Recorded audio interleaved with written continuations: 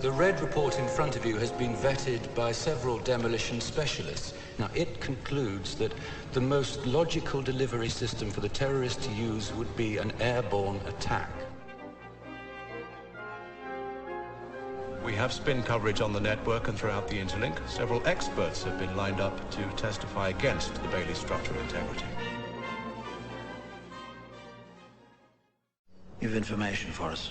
No, you already have the information. All the names and dates are inside your head. What you want, what you really need, is a story. A story can be true or false. I leave such judgments to you, Inspector. Our story begins, as these stories often do, with a young, up-and-coming politician. He's a deeply religious man and a member of the Conservative Party. He's completely single-minded and has no regard for the political process.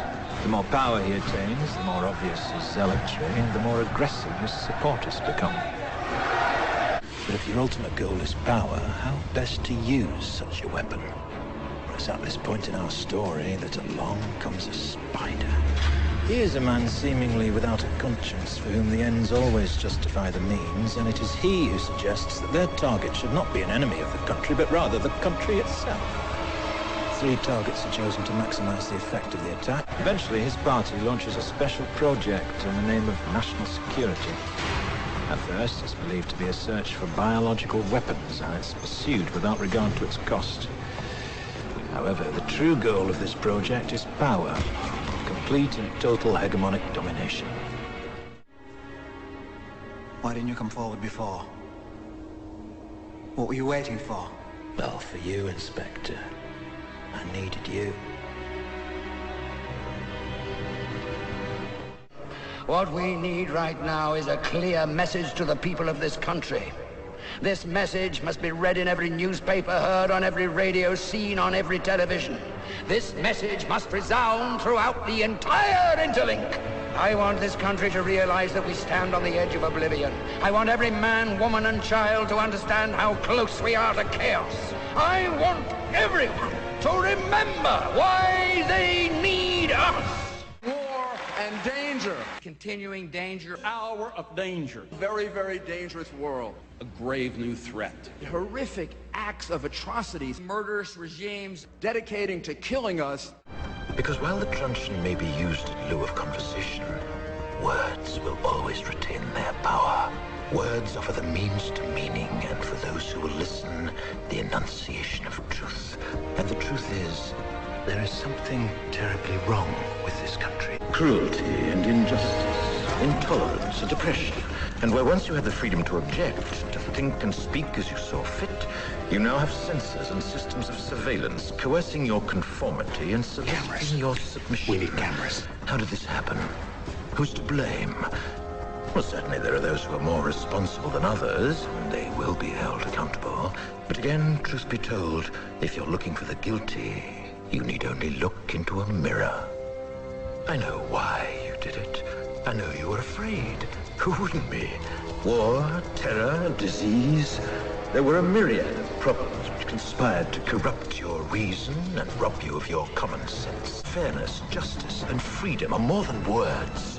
They are perspectives.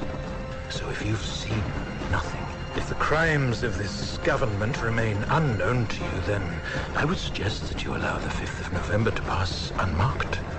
But if you see what I see, if you feel as I feel, and if you would seek as I seek, then I ask you to stand beside me 1 year from tonight, outside the gates of Parliament. And together we shall give them a 5th of November that shall never, ever be forgotten. Can I ask about what you said on the telly?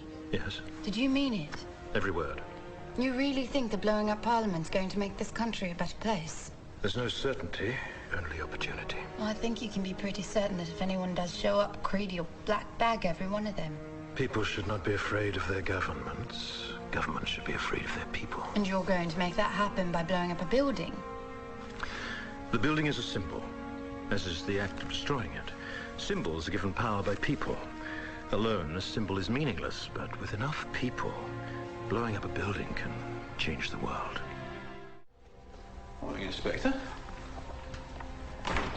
You're out early? Is something wrong? Don't look so good, sir.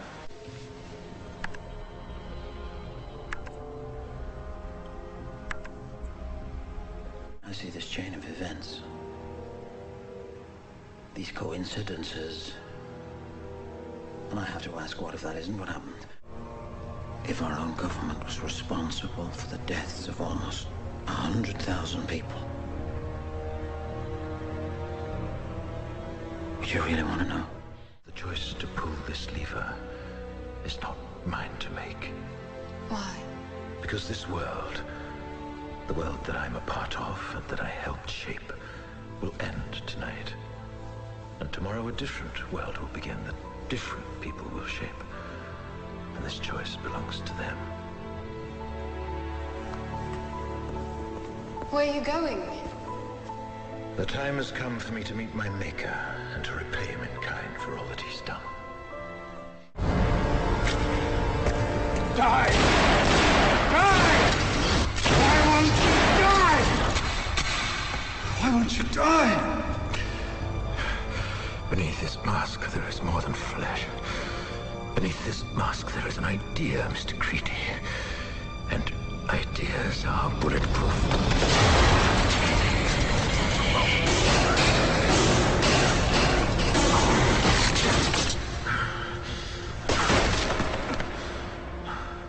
Why are you doing this? Because he was right. About what? That this country needs more than a building right now. It needs hope.